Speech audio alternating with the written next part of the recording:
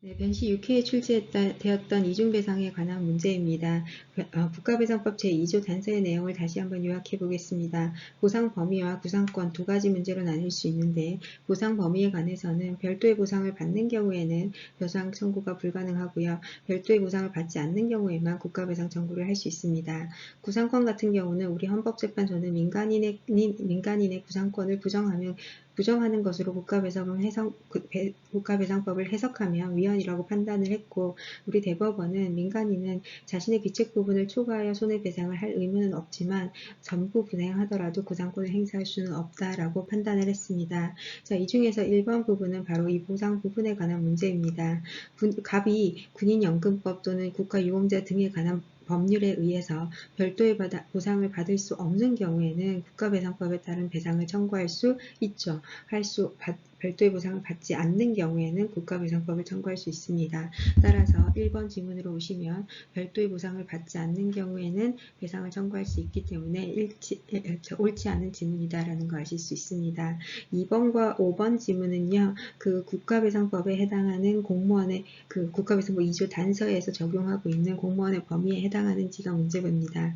을 같은 경우는 국가배상법상 직무집행 중인 경찰 공무원의 범위에 해당한다고 볼 수 있는데 반해서 병 같은 경우는 을은 의무경찰대원이죠. 병 같은 경우는 사회복무요원인데 이 병의 신분은 국가배상 청구권이 국가배상법상 공무원에 해당하지 않는다고 보았습니다. 자, 그래서 이걸 다시 한번 정리를 하시면 군무원, 경찰 공무원 또는 예비군 대원의 것을 우리 법에서 규정을 하고 있는데, 판례를 보시면 의무경찰과 전투경찰은 포함을 하지만 교도대원이나 공익근무요원은 포함하지 않고 있습니다. 여러분들은 포함되지 않는 그 신분을 기억을 해두시면 조금 더 쉽게 푸실 수 있습니다.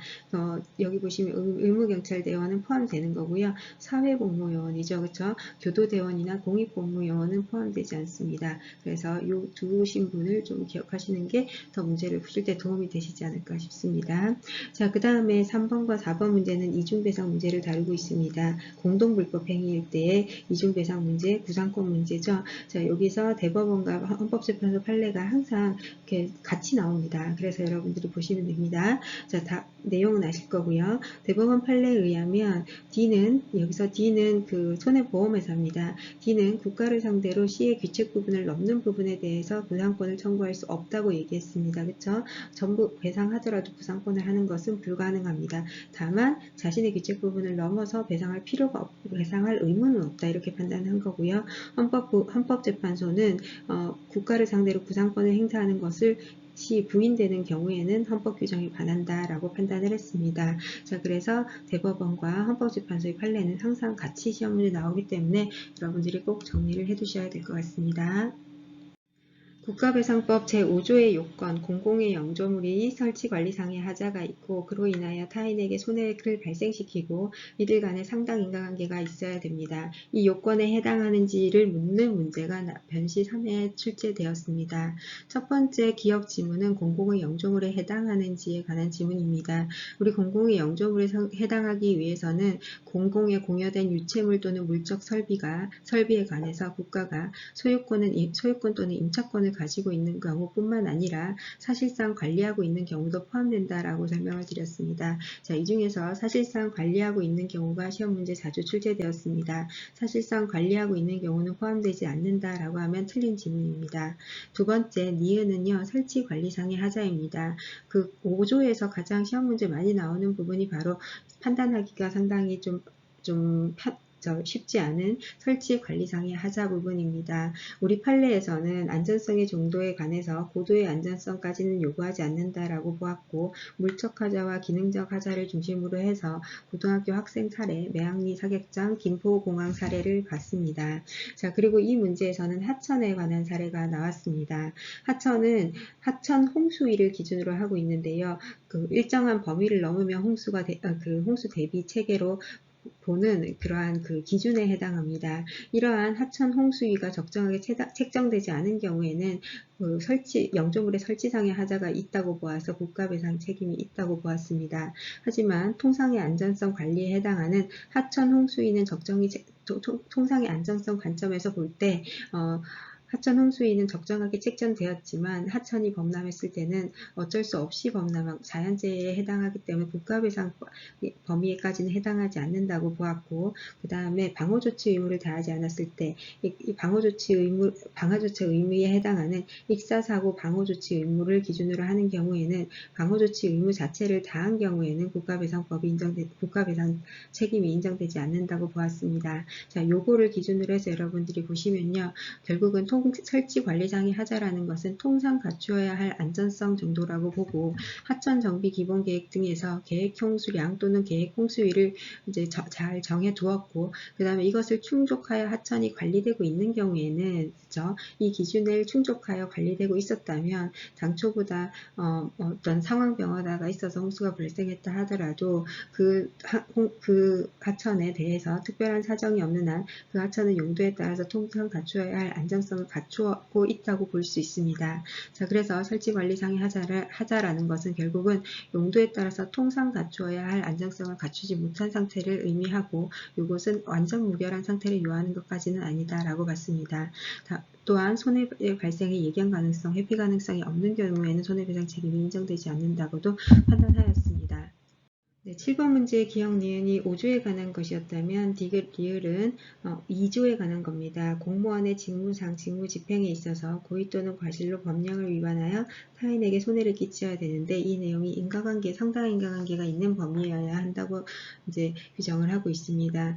따라서 이러한 직무상의 범위가 전적으로 또는 부수적으로 사회구성원 개인의 안전과 이익을 보장하기 위해서 설정된 의무인 경우에는 이 공무원의 직무상 의무 위반으로 피해자가 입은 손해와의 관계에서 상당 인과관계가 있는 범위 내에서 이제 보상을 하도록 규정을 하고 있습니다. 단순히 공공 일반의 이익을 위한 것이거나 행정기관의 내부 질서를 규율한 것이 경우에는 책임이 더 인정이 되지 않고요.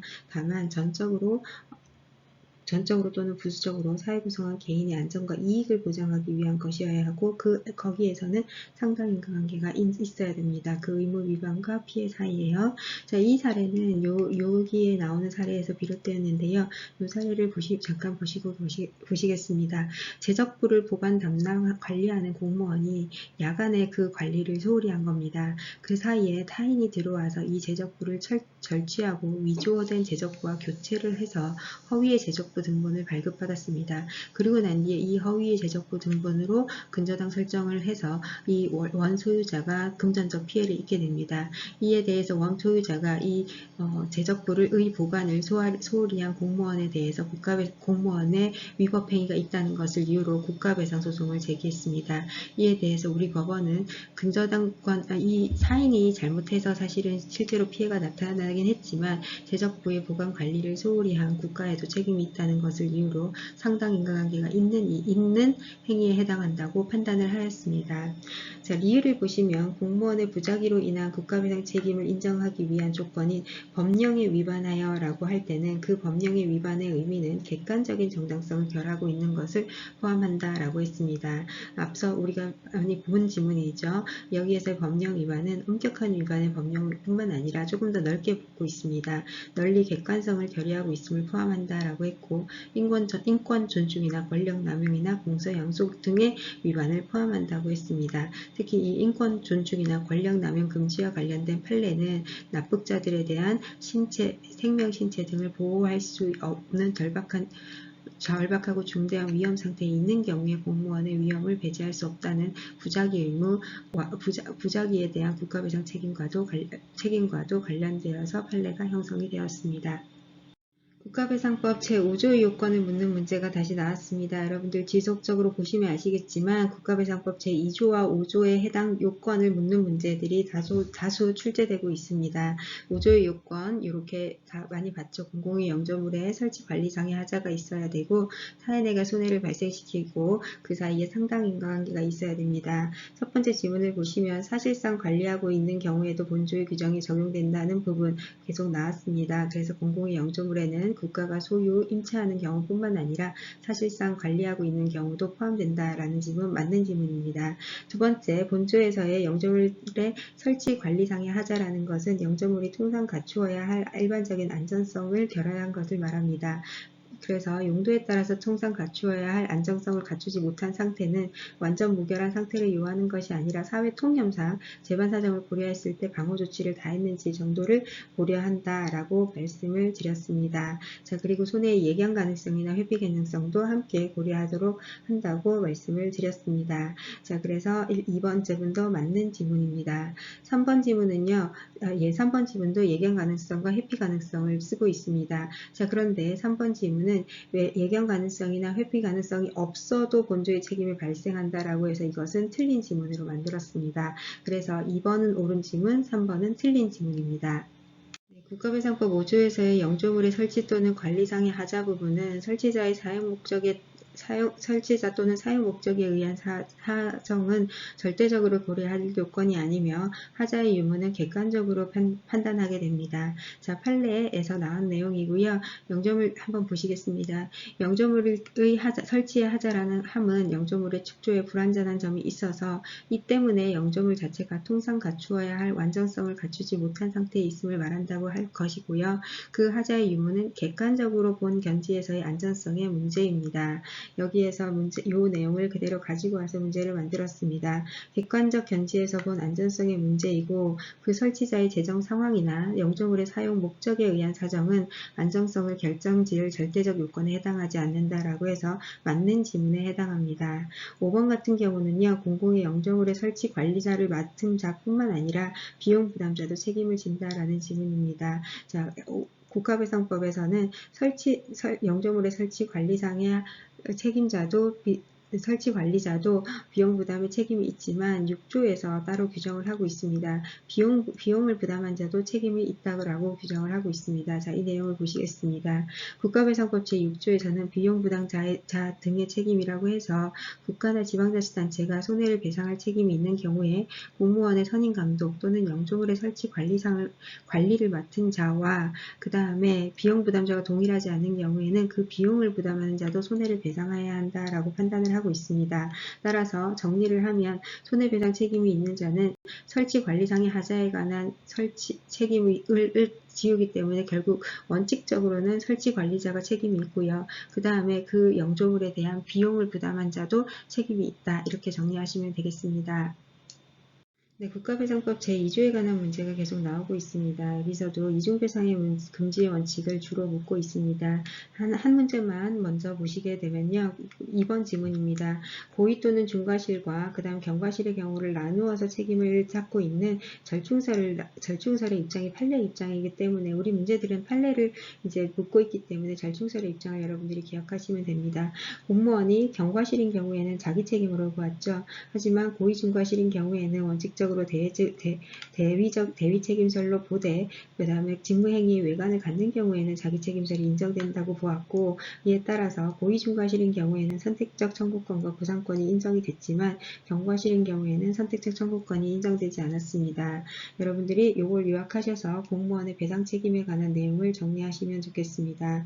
공무원의 배상 책임의 공무원에게 고의 중과실의 책임이 있는 경우에는 선택적 청구권이 인정이 되고 구상권이 인정이 되었습니다. 경과실이 있는 경우에는 선택적 청구권이 인정되지 않았습니다. 자, 문제 2번 지문으로 보시면요. 대법원이 갑의 고의 중과실이 있는 경우에만 갑의 유적에 대한 손해배상 책임을 부담하고 갑에게 경과실만 인정되는 경우에는 병의 유족에 대한 손해배상 책임을 부담하지 않는다고 보았다. 맞는 지문입니다. 갑 자신, 공무원 개인의 책임을 결국 묻는 거잖아요. 경과실인 경우에는 공무원 자신의 책임이 아니라 국가의 책임이라고 보아서 자기 책임설을 취하고 있기 때문에 갑이 병의 유족에 대한 손해배상 책임을 부담하지 않고요. 중과실인 경우에는 갑 개인의 책임이 더 크다고 보는 겁니다. 따라서 원칙적으로 대위 책임설을 취하고 있기 때문에 고의 중과실이 있는 경우에는 병의 유족에 대한 갑의 책임도 있다라는 것을 이제 인정하도록 하고 있습니다.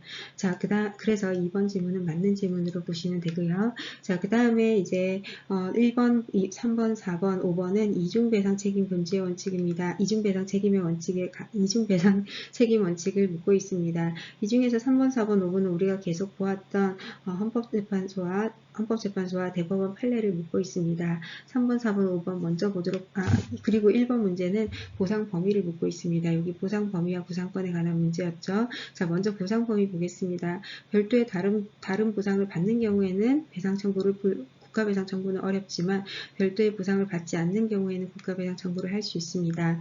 1번 보시면 현행법상 병의 유족이 다른 법령에 따라 유족연금 등의 보상을 받는 경우에는 국가배상 청구를 할 수 없다라고 하니까 맞는 지문입니다. 그래서 다른 보상을 받는 경우에는 배상 청구할 수 있다. 요 부분으로 보시면 되겠습니다. 자, 3번은요. 대법원의 입장을 두 가지 지문으로 나누어서 묻고 있습니다. 공동불법 행위의 일반적인 경우와 달리 을은 자신의 부담 부분만을 병의 유족에게 배상하면 됩니다.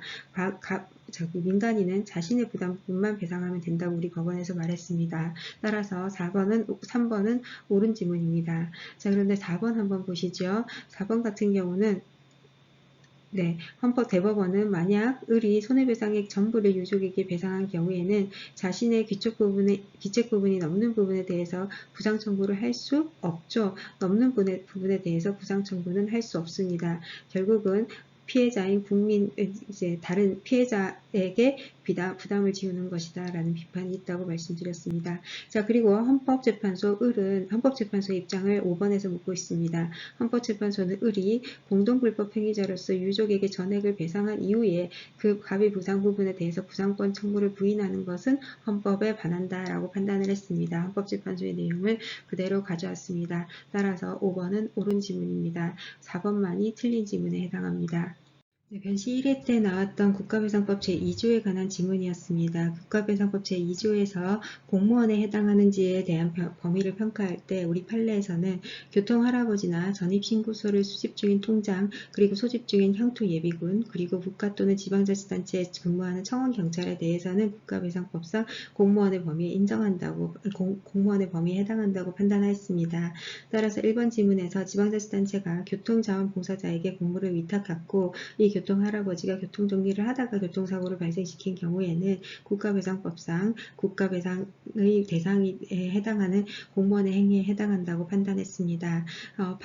공무원의 범위에 해당하지 않는다고 본 사례도 중요해서 시험 문제 잘 나오고 있습니다. 대집행 중인 한국토지공사 직원이나 의용소방대원 같은 경우에는 판례에서 국가배상에 해당하는 공무원에 해당하지 않는다고 판단을 하였습니다. 자, 2번 같은 경우는요. 직무에 관한 내용이었습니다. 법관의 재판에 관한 내용들 우리가 정리를 했었는데요. 헌법소원의 청구기간을 5인에서 각하하고 불복이나 시정 절차가 없는 경우에는 배상 책임을 인정한 사례가 있습니다. 그리고 또 이제 검사가 유죄임이 명확한데도 불구하고 그 증거를 내어놓지 않았을 때 이에 대해서도 배상 책임을 인정한 사례가 있었습니다. 자, 이번 지문을 보시면 헌법재판소 재판관이 청구기간을 준수한 헌법사원 심판에 대해서 청구기간을 도과한 것으로 오인했고 그래서 각하를 했고 이에 대한 불복 또는 시정 절차가 없는 경우에는 국가배상의 대상이 된다고 인정을 하였습니다. 3번 지문을 보시면요. 고의 또는 과실에 관한 문제가 나왔습니다. 당시 법령에 의해서 행정청이 최선을 다해서 적절하게 판단을 했고 했는데 그 이후에 헌법재판소에서 위헌 판단이 되거나 또는 행정심판에서 취소되는 경우에는 국가배상의 대상이 인정되지 않습니다. 자, 이것은 이제 행정청이 일정한 행정행위를 할 때 당시의 법률의 기준으로 했을 때 객관적으로 위법하지 않게 행위를 했다면 나중에 이제 사법부에 갔을 때 판단을 통해서 뒤집어지는 것은 어쩔 수가 없다는 거죠. 그래서 행정심판에서 취소가 되거나 또는 헌법재판소에서 위헌 판단이 된다고 하더라도 사후에 발생한 사후에 해석된 사법부의 판단으로 인하여 그 이전에 이루어진 행정부의 행위가 위법하다고 본다면 국가배상의 범위가 과도하게 확장될 가능성이 있습니다. 따라서 우리 법원에서는 이에 대해서는 국가배상의 대상이 되지 않는다고 판단을 했습니다. 자, 그런데 여기에서 공중위생법 시행규칙상의 행정처분 기준에 따라서 영업허가 취소 처분을 행정청이 했는데 나중에 행정심판에서 취소 처분이 취소된 경우에 이 경우에는 국가배상의 대상이 되지 않는다고 보았습니다. 따라서 3번은 배상 책임을 물을 수 없는 경우에 해당했습니다. 네, 고의 또는 과실에 해당하는지에 관한 판례가 4번과 5번에서 또 계속 나왔습니다. 공무원이 범죄 경력을 조회했습니다. 제가 그랬는데 그러면 공무원 입장에서는 공직선거 후보자의 범죄 경력을 기재하는 것은 공무원의 이 선거에 있어서 굉장히 중요한 직무에 해당하는데 그것을 누락한 경우에는 국가배상 책임을 인정을 하였습니다. 자, 판례의 내용을 보시면 담당 공무원이 내부 전산망을 통해서 범죄 경력자 조회를 했지만 조회를 해서 그 다음에 공직선거법상 위반죄로 실형을 선고받는 등 실효된 4건의 금고형 전과가 있음을 확인했는데 그것을 범죄 경력 조회 회보서에 기재하지 않은 경우는 국가배상의 대상이 되는 사건으로 중요한 고의 또는 과실이 있는 것으로 판단을 했습니다. 자, 그리고 5번도 경매 담당 공무원이 매각 물건 명세서에다가 정확한 권리 사실을 기재할 의무가 있는데 부동산 현황 및 권리관계를 제출된 자료와 다르게 작성하거나 불분명한 사안에 대해서 잘못된 정보를 제공한 경우에 이에 근거해서 경매에 입찰을 하는 당사자 입장에서는 큰 손실을 입게 되잖아요. 따라서 이에 대해서도 국가배상 책임을 인정을 하였습니다.